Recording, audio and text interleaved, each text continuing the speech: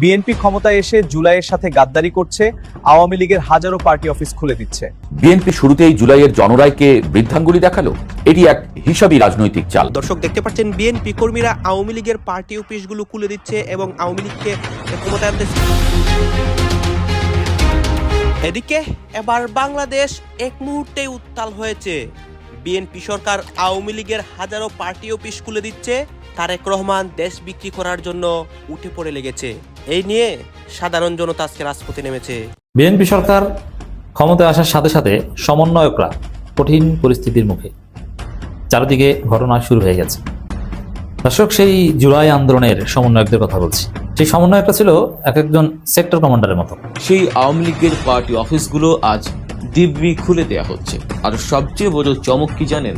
এই তালা খোলার চাবিটা কিন্তু আওয়ামী লীগের হাতে নেই, চাবিটা তুলে দেওয়া হয়েছে খোদ বিএনপি নেতাদের হাত দিয়েই।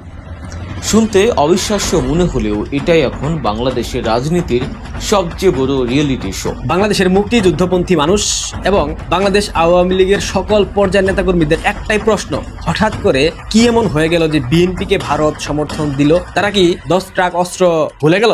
একটা নিউজ হয়তো আপনাদের চোখে পড়েছে যে এই বিএনপির নেতাকর্মীরা বিভিন্ন জায়গাতে, বাংলাদেশের বিভিন্ন জেলাতে, বিভিন্ন গ্রামে আওয়ামী লীগের যে বন্ধ হয়ে যাওয়া অফিসগুলো, যে অফিসগুলো গত প্রায় 17 মাস 18 মাস ধরে বন্ধ, সেই অফিসগুলো তালা খুলে দিচ্ছে।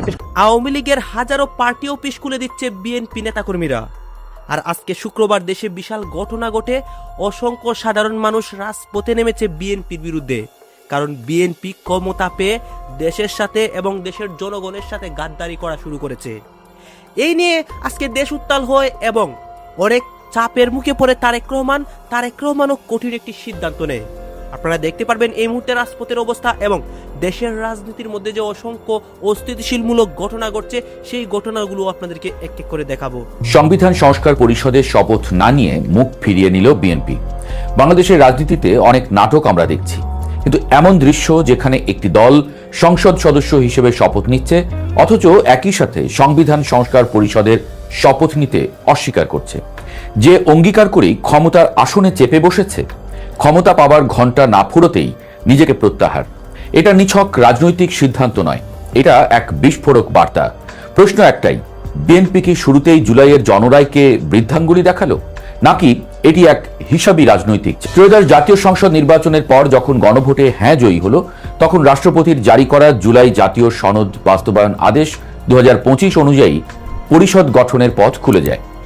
আদেশ স্পষ্ট, নির্বাচিত সংসদ সদস্যরা একই সাথে সংবিধান সংস্কার পরিষদের সদস্য হিসেবেও কাজ করবেন, কোরাম 60 জন।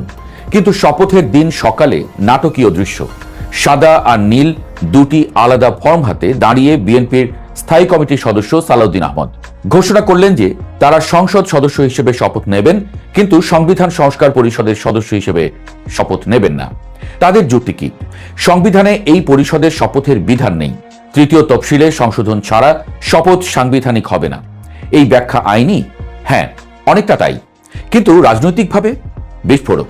কারণ একই সময়ে জামায়াত এনসিপির 77 জন সদস্য 2 শপথই নিলেন, অর্থাৎ কোরাম পূরণ হয়ে গেছে। চাইলে তারা পরিষদ আহ্বান করে সংবিধান সংশোধনের কাজ শুরু করতে পারেন। এখানেই তৈরি হয়েছে সবচেয়ে বড় প্রশ্ন, বাংলাদেশ কি এখন দ্বৈত সাংবিধানিক পথে হাঁটছে? সুপ্রিম কোর্টের আইনজীবী মঞ্জিল মোর্শেদ সরাসরি বলেছেন যে আদেশ অনুযায়ী 60 জন থাকলেই পরিষদ কাজ করতে পারে, তাহলে 77 জন চাইলে নিজেদের মতো সংবিধান বানাতে পারেন। অন্যদিকে সংবিধান বিশেষজ্ঞ স্বাধীন মালিক বলছেন, যদি গণভোটের ফলাফলেই জুলাই আদেশ কার্যকর হয়ে যায়, তাহলে আলাদা পরিষদের প্রয়োজন কি? এইদিকে গণভোটকে বাতিল করার জন্য হাইকোর্টে রিট করা হয়েছে, অর্থাৎ প্রয়োজনীয়তা আছে, অর্থাৎ আইন নিজেই নিজের সঙ্গে সংঘাতে। রাজনৈতিক প্রতিক্রিয়া তা ছিল আরো তীব্র। এনসিপির মুখপাত্র আসিফ মাহমুদ সজীব ভুঁইয়া ফেসবুকে লিখলেন, গণভোটের জনরায়কে প্রথম দিনেই বৃদ্ধাঙ্গুলি। জামায়াত নেতা হামিদুর রহমান আজাদ প্রশ্ন তুললেন, দুটি শপথ না নিলে সংসদে গিয়ে লাভ কি? অর্থাৎ বিএনপির এই সিদ্ধান্ত শুধু আইনি বিতর্ক নয়, জোট রাজনীতির ভেতরেও ফাটল ধরিয়েছে। এখন বড় প্রশ্ন, বিএনপি কি ভয় পেয়েছে? হ্যাঁ, পাবারই কথা। তাদের ভয় সংবিধান সংস্কারের মাধ্যমে ক্ষমতার কাঠামো বদলে যেতে পারে। ভয় সংখ্যাগরিষ্ঠ না থাকলে পরিষদের সিদ্ধান্তে তারা নিয়ন্ত্রণ হারাতে পারে। ভয় জুলাই সনদের ব্যাখ্যা অন্যরা নিজেদের মতো করে ব্যবহার করতে পারে। তবে বিএনপির অবস্থানও একেবারে অযৌক্তিক নয়। তারা বলছে সংবিধানেই যদি পরিষদের বিধান না থাকে তাহলে শপথ কিভাবে? আগে সংসদে আইন আনুন, সংশোধন করুন, তারপর পরিষদ। এটি মূলত একটি সাংবিধানিক প্রক্রিয়ার প্রশ্ন। কিন্তু রাজনীতি প্রক্রিয়ার চেয়ে দ্রুত চলে, কারণ জনগণের প্রত্যাশা ছিল জুলাইয়ের যে গণভোট তার মাধ্যমে বড় সংস্কার আসবে। অনেকেই ভেবেছিলেন ক্ষমতায় এসে বিএনপি দ্রুত সংস্কার প্রক্রিয়া শুরু করবে, কিন্তু প্রথম দিনেই না। এখন দৃশ্যপট আরও জটিল হয়েছে হাইকোর্টের রিটের কারণে। গণভোটের বৈধতা চ্যালেঞ্জ করা হয়েছে। যদি আদালত স্থগিতাদেশ দেন তাহলে পুরো প্রক্রিয়া ঝুলে যাবে। একদিকে যখন জাতীয় সংসদের দক্ষিণ প্লাজায় খোলা আকাশের নিচে দাঁড়িয়ে তারেক রহমান প্রধানমন্ত্রী হিসেবে শপথ নিচ্ছেন, ঠিক তখনই দেশের অন্য প্রান্তে ঘটে যাচ্ছে এক অবিশ্বাস্য ঘটনা। গত 18 মাস ধরে ধুলোবালি আর মাকড়সার জালে আটকে থাকা তালাগুলো হঠাৎ খুলে যাচ্ছে। হ্যাঁ, আপনি ঠিকই শুনেছেন। যে আওয়ামী লীগের নাম শুনলে একসময় মানুষ ক্ষোভে ফুঁসত, সেই আওয়ামী লীগের পার্টি অফিসগুলো আজ দিব্যি খুলে দেওয়া হচ্ছে। আর সবচেয়ে বড় চমক কি জানেন?